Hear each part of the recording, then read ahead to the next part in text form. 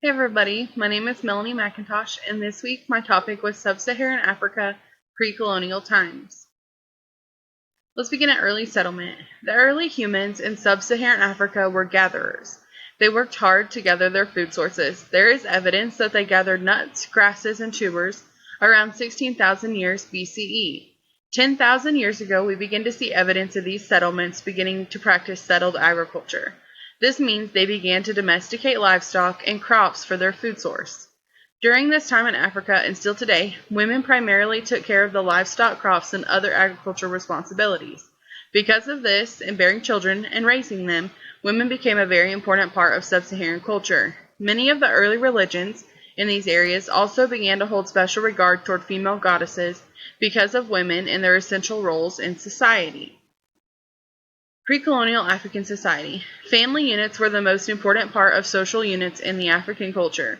Unlike what we see today, during these times land did not belong to individuals. Instead, it belonged to families and could not be bought or sold. It had to be passed down through generations, then divided among those with familial rights to the land. Extended family units became the most important in society politically. Groups or tribes of families controlled different areas united by language and ancestry. Through research, we know now that there were over 800 distinct ethnic groups in pre-colonial Africa. Some tribal groups coexisted in peace, while others warred for territory and power. Kingdoms. Large empires or kingdoms began to be established throughout pre-colonial Africa. The Kingdom of Kush, established around 1070 BCE, was located on the Nile River. The Kingdom of Axum was one of the most powerful pre-colonial African tribes. This kingdom existed from 100 CE to 940 CE and was located in what today is Eritrea and Ethiopia. The leaders of the Kingdom of Axum created their own currency, built religious buildings, and established trade routes.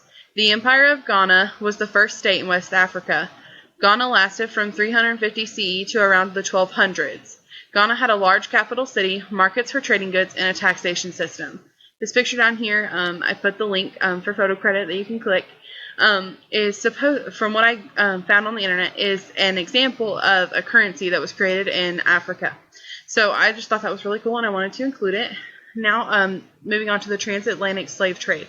This picture down here is a drawing. I found it from Khan Academy, so I put that there. Slavery had been a part of African communities for many years and was primarily from prisoners of war, criminals, and given as gifts. When Europeans made contact with Africa, their initial goal was only to set ports along West Africa's coast. These ports were primarily to be used to resupply for their long trips to South and Southeast Asia. In the beginning of the 15th century, things began to shift. Portugal became the first group of Europeans to begin purchasing enslaved Africans. The Spanish were next, buying enslaved Africans to send to the New World in the early 16th century. Around 1700 CE, roughly 50,000 slaves were being sold and shipped out of Africa every year. It's impossible to know the true number, but it's estimated that 12 million Africans were sent to the New World.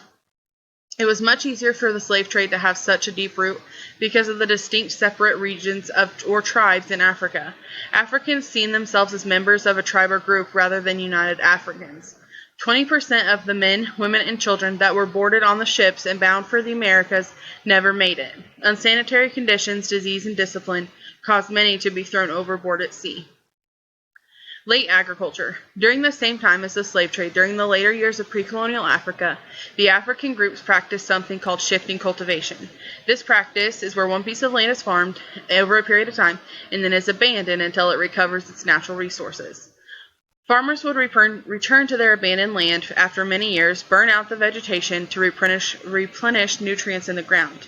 Because of the abandoning of land, large amounts of land looked unused. So colonial empires would take this unused land for their own agriculture practices. European empires were not interested in the interior of Africa at the beginning. They focused on coastal areas to take resources, land, and slaves without directly having to control territory. This changed completely in the late 19th century when Europeans aimed for control of Africa. And this is my bibliography citing the textbook. I hope you all enjoyed, and if you have any questions, please let me know. Thank you.